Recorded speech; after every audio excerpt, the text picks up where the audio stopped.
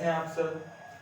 आज हम बात करेंगे इकोनॉमिक्स क्लास 12 डोमेस्टिक इनकम और इनकम नेशनल इनकम में क्या डिफरेंस होता है, और उसके बाद हम बात करेंगे कि how to calculate national income, कि क्या मेथड्स हैं, what are the methods through which we can calculate the national income.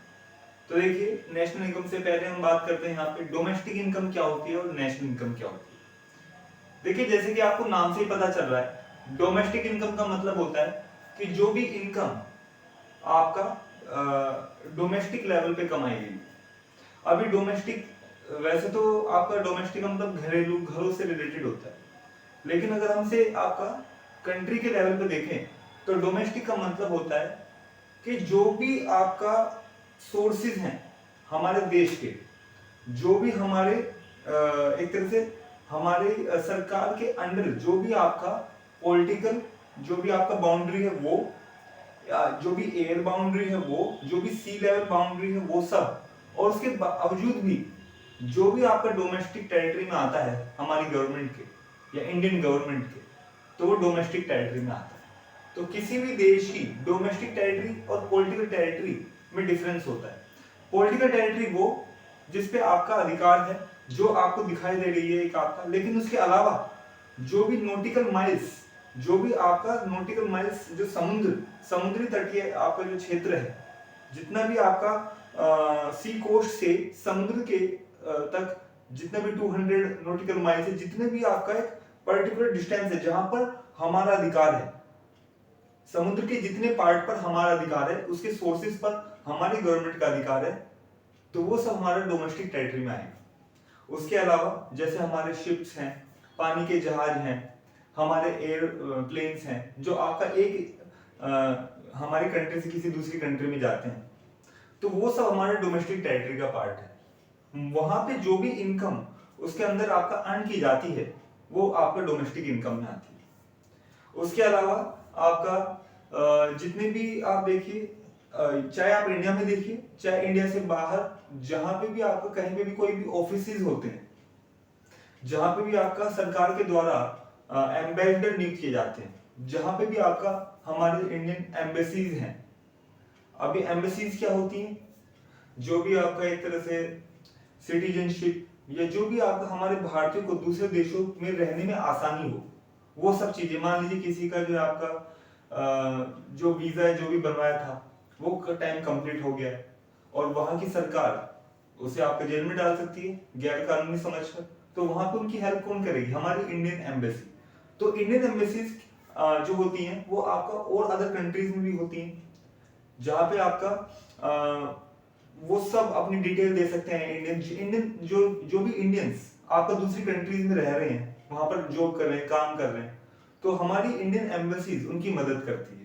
जैसे मान लीजिए अमेरिका में या इंग्लैंड में हमारी एम्बेसीज हैं, और वहां पे किसी का कोई पासपोर्ट खो जाता है या कुछ भी आपका हो जाता है प्रॉब्लम, तो वो कहाँ पे कांटेक्ट करेगा? वहां की इंडियन एम्बेसी में। वहां से आपको वो बताएगा कि मैं इंडिया में इस जगह पे रहता हूँ, ये सब मेरी आइडेंटिटी है, वो कंफर्म कर लेंगे फिर, और उसके बाद वो आपका उसे दोबारा से जो भी उसका कुछ हो चुका है वो फिर से वो बना के देंगे, ताकि उसे वहां पे आपको एक सहूलियत मिले।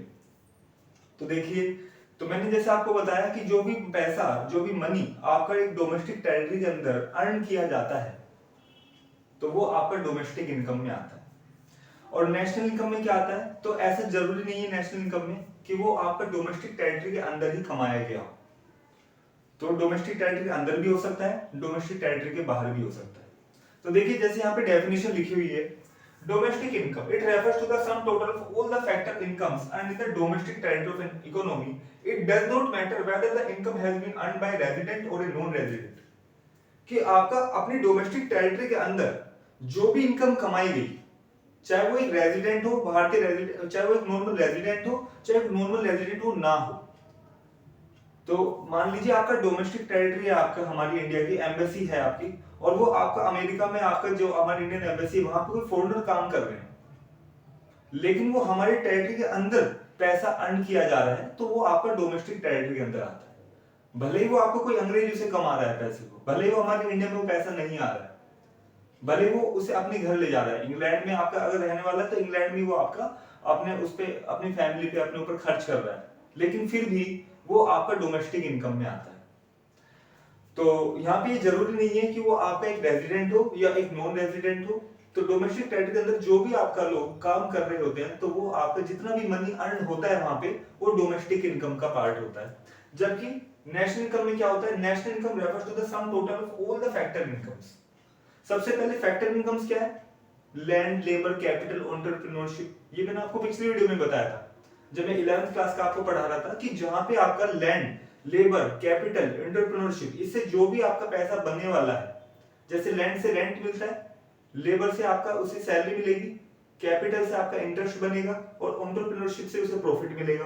तो ये सब लैंड, लेबर, कैपिटल, एंटरप्रेन्योरशिप से जो भी उसे प्रॉफिट होने वाला है, जो भी उसे मनी वो अर्न करने वाला है, तो वो सब आपका किसका पार्ट हो गया, वो आपका फैक्टर इनकम का पार्ट हो गया। तो total sum total of factor incomes earn by all the normal residents of an economy. Normal residents जो थे आपके, उनके द्वारा जो भी पैसा कमाया जाता है, so it does not matter whether the income was earned within or out of the domestic territory। अब ये जरूरी नहीं है कि वो आपका डोमेस्टिक टेरिटरी का पार्ट हो, डोमेस्टिक टेरिटरी के बाहर का भी पार्ट हो सकता है।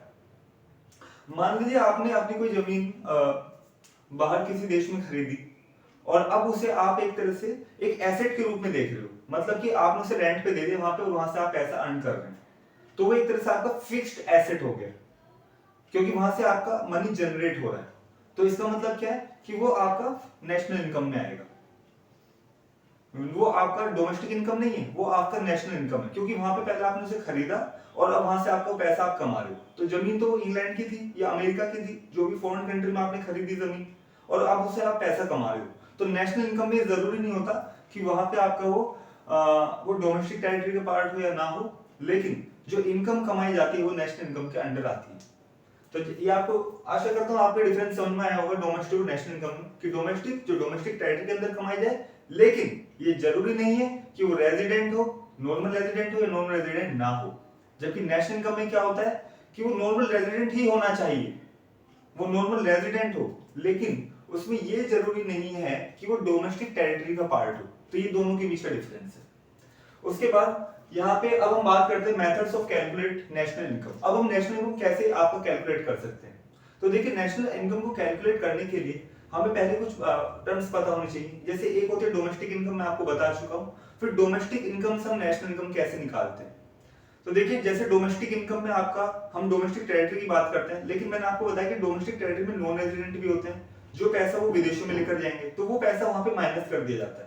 जो पैसा कोई नॉन रेजिडेंट या कोई व्यक्ति आपको दूसरे देश में ले जाता है या अपनी फैमिली को दूसरे देश में भेजता है, तो वो आपका पैसा माइनस किया जाएगा। और जो पैसा भारतीय अपने देश में लेकर आते हैं, जो रेजिडेंट जो अपने देश में उसे पैसे को लेकर आते हैं, तो वो आपका नेशनल इनकम में जोड़ा जाता है। इसे बोलते हैं net factor income from abroad, कि जो टोटल इनकम का जो डिफरेंस है, कि जो पैसा यहां पर लाया गया और जो पैसा देश से बाहर गया है, उसका जो डिफरेंस, उसे बोलते हैं net factor income from abroad. उसे आपका डोमेस्टिक इनकम में अगर हम ऐड करते हैं तो आपको नेशनल इनकम मिलती है। तो यहाँ पे आप देखिए, जैसे यहाँ पे क्या लिखा है, इनकम मेथड। इनकम मेथड में सबसे पहले आता है compensation of employees. Compensation of employees का मतलब क्या है कि जो भी उनकी सैलरीज है, जो भी वेजेस है, जो भी उसे आपका सैलरी या वेजेस मिलता है। एम्प्लॉयर्स कंट्रीब्यूशन टू पीएफ और एसएस स्कीम्स। एम्प्लॉयर्स कंट्रीब्यूशन का मतलब यहाँ पे ये है कि जो भी आपका पीएफ, प्रोविडेंट फंड, जो भी आपका दिए जाते हैं। देखिए, दो तरह के फंड होते हैं। एक तो जो आपका एम्प्लॉयर के द्वारा दिया जाता है पैसा, और एक आपका जो एम्प्लॉय के द्वारा दिया जाता है। तो जितना पैसा एम्प्लॉय के द्वारा दिया जाता है और उतना ही पैसा लगभग आपका एम्प्लॉयर के द्वारा दिया जाता है, लेकिन वो डबल काउंटिंग हो जाएगी। इसलिए आपका जो एम्प्लॉय के द्वारा दिया गया पैसा है वो आपका कैलकुलेट नहीं किया जाता, केवल आपका वही पैसा कैलकुलेट किया जाता है जो एम्प्लॉयर के द्वारा दिया जाता है। तो पीएफ स्कीम्स में क्या होता है, जो एक सपोर्ट सिस्टम जो आपका उस कंपनी के द्वारा आपका उनके कर्मचारी को दिया जा रहा है। तो यहाँ पे क्या है, कंपनसेशन ऑफ एम्प्लॉइज में हम सैलरीज या पीएफ होता है आपका प्रोविडेंट फंड, या फिर आपका कुछ भी आपका बोनस से जो भी आपका अदर एक्स्ट्रा जो फैसिलिटीज आपका कंपनीज के द्वारा अपने कर्मचारी को दी जाती है, वो आती है आपका सैलरीज में, इनमें कंपनसेशन ऑफ एम्प्लॉइज में। उसके बाद ऑपरेटिंग सरप्लस। तो ऑपरेटिंग सरप्लस में क्या देखिए आप, रेंट, इंटरेस्ट आपका मिलता है, रॉयल्टी और प्रॉफिट। तो रेंट, इंटरेस्ट, रॉयल्टी और प्रॉफिट ये आपका पार्ट होते हैं ऑपरेटिंग सरप्लस के। उसके बाद यहाँ पे जो प्रॉफिट होता है, प्रॉफिट में आपका profit, corporate tax, dividend, undistributed profit, तो तीन तरह के आपके प्रॉफिट होते हैं जो आपको याद रखने हैं। ये प्रॉफिट आपका तीनों प्रॉफिट के अंदर ही आते हैं, तीनों कैटेगरीज। उसके बाद मिक्स्ड इनकम। अभी मिक्स्ड इनकम क्या होती है? मिक्स्ड इनकम वो इनकम जो कि आपका किसी सेल्फ एम्प्लॉय के द्वारा, सेल्फ एम्प्लॉयड पर्सन के द्वारा आपका कमाई जाती है। एक ऐसा पर्सन जो आपका खुद ही आपका मनी जनरेट कर रहा है, मतलब वो एंटरप्रेन्योर नहीं है, वो कोई बिजनेसमैन नहीं है, वो खुद ही आपका, इसने कोई काम शुरू किया और वो खुद ही से आपको पैसा जनरेट कर रहा है। जैसे कोई टीचर हो गया और वो आपका पढ़ा रहे हैं और वो आपका पढ़ा भी रहे हैं और उससे जो पैसा जनरेट कर रहे हैं, तो पैसा वो कमा भी रहे हैं। तो वो किसी के अंडर जॉब नहीं कर रहे, लेकिन वो कोई बिजनेस भी नहीं कर रहे, वो कोई एंटरप्रेन्योर भी नहीं है, क्योंकि उसे बनने के लिए, उसे करने के लिए उनके नीचे वर्कर काम कर रहे हैं, तो उन्हें इतनी मेहनत नहीं करनी पड़ती, वो खुद ही मेहनत कर रहे हैं और खुद ही पैसा अर्न कर रहे हैं। तो ऐसे पर्संस जो आपका खुद ही मेहनत कर, खुद ही पैसा अर्न कर रहे हैं, ऐसे व्यक्तियों को सेल्फ एम्प्लॉयड कहा जाता है। यहाँ पे आपका अलग अलग यहाँ पे डिस्ट्रीब्यूट नहीं कर पाएंगे, यहाँ पे हम टोटल आपका मनी को एक साथ आपका जोड़ लेते हैं। जैसे कि यहाँ पे आपने ऑपरेटिंग सरप्लस में देखा कि जो रेंट है, इंटरेस्ट है, रॉयल्टी है या फिर आपका प्रॉफिट है, ये अलग अलग क्षेत्रों में अलग अलग लोगों को मिलता है। जैसे कि आपका जो रेंट है वो किसे मिलेगा? जो लैंड आपने लिया उसके बदले रेंट उसे दिया जाएगा।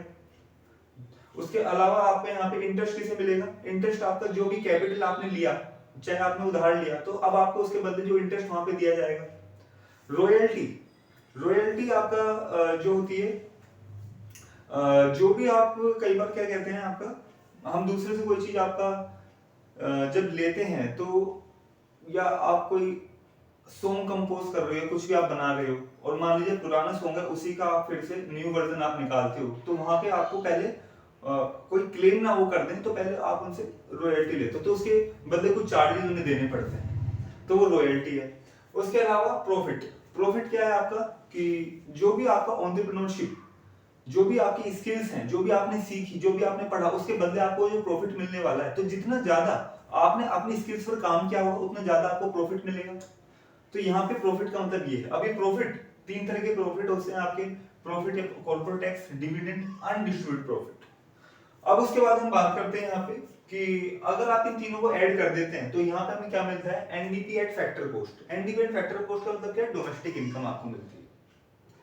और ये डोमेस्टिक इनकम को अगर आपको नेशनल इनकम में कन्वर्ट करना है, मतलब net national product at factor cost, तो आपको डोमेस्टिक इनकम को नेशनल इनकम करने के लिए क्या करना पड़ेगा? मैंने आपको बताया कि नेट फैक्टर फ्रॉम अब्रॉड को आपको ऐड करना पड़ेगा।